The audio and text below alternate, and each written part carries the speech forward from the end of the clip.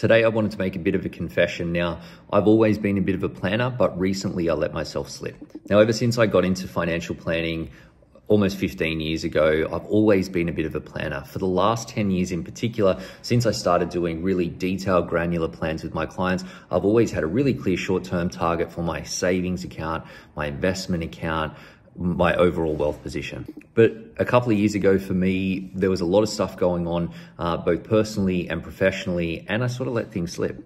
Now at this time, my wife and I had just had our second child in slightly unplanned, quick succession following our first. At the same time, COVID was raging around the country, and that was causing a fair bit of growth, but also a fair bit of disruption to business, work.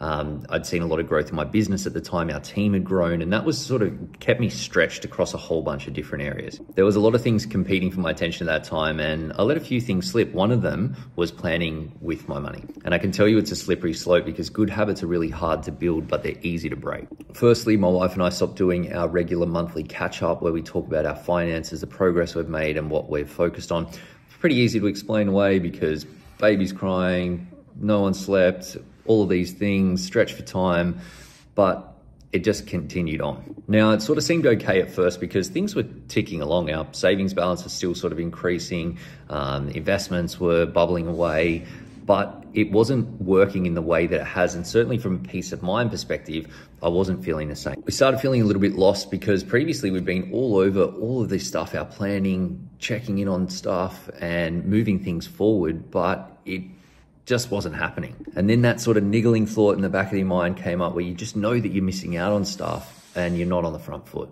Once those bad habits had set in, they were really tricky to shake. Now, the catalyst for me was actually writing my last book, Replace Your Salary by Investing, because as I was going through the content and putting that together, it started reminding me of all of the things that I knew, but that I hadn't been following myself. And I felt a bit hypocritical. So we drew a line in the sand and wanted to get things back on track. Now, we did a bunch of things at that time and there was a heap that helped. But if I think back and reflect, which I have, the thing that had the single biggest impact was starting a regular investment plan, restarting our automatic regular investment plan. Now, when I first restarted this, it was actually at a lower level than what it had been previously, but the fact that I had the automatic investment plan kept me more focused on my investing and my money overall.